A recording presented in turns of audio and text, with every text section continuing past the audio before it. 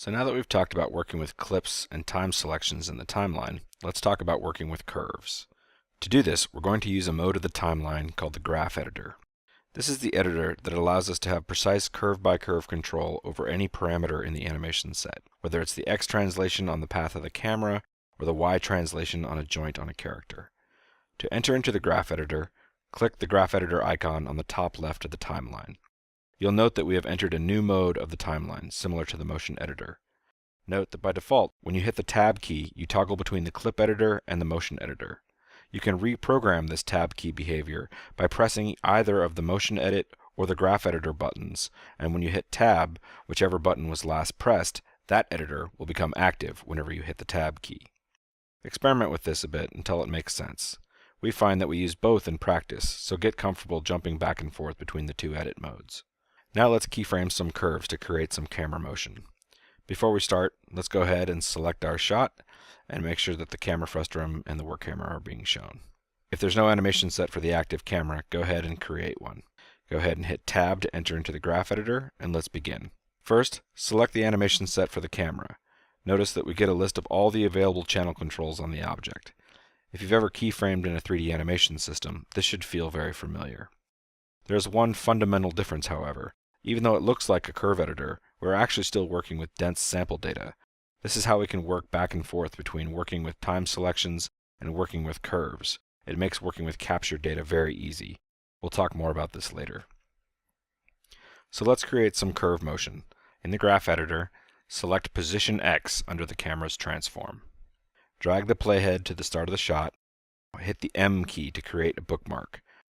Note that this creates a keyframe on the X translation channel for the camera. Drag the playhead to the end of the shot, and instead of hitting the M key, just click on one of the manipulators and move the camera. Notice that as soon as we clicked on the manipulator handle, a new keyframe was created. This is similar to auto key in a normal keyframer. Now let's frame the curve by hitting the F hotkey. Go ahead and left drag in the graph editor to select this keyframe, and middle drag up and down. Notice that it does the exact same thing as dragging on that particular control of the 3D manipulator. You can see that the viewport is updating as we drag. Just like the motion editor, we can zoom in and out with the mouse wheel, or we can hold down Shift mouse wheel to zoom vertically. You can also pan the view by holding down the Alt key and middle dragging. If you would like to step between the keyframes, go ahead and use the square brackets on the keyboard. This will jump time to the previous and next bookmark. You can also set the value of the currently selected keyframes by typing the value into the number field on the top of the timeline. You can also type in mathematical expressions if you'd like to just offset them. So for example, typing plus equals 3 would add 3 to the selected keyframes, whereas typing only 3 would set the value to 3. So let's go ahead and show you an example of this.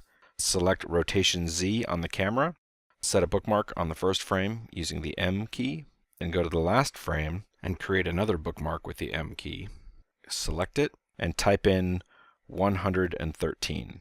And now when we play back time, the camera is rotating 113 degrees around Z. If you want to scale the selected keyframes, hold down the Control key and drag with the right mouse button. The keyframes will scale around the current cursor position. Now let's show you how you can still use the motion editor in tandem with the graph editor. Enter the motion editor by hitting the motion edit button.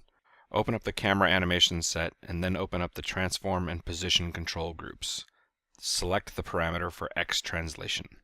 Look for the procedural preset jitter and drag it to the right. Go ahead and hit the graph editor button to return to the curve mode and activate offset mode.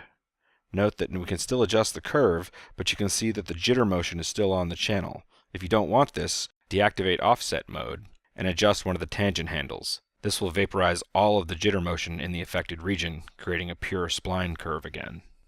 Congratulations, you've created your first curve in the graph editor.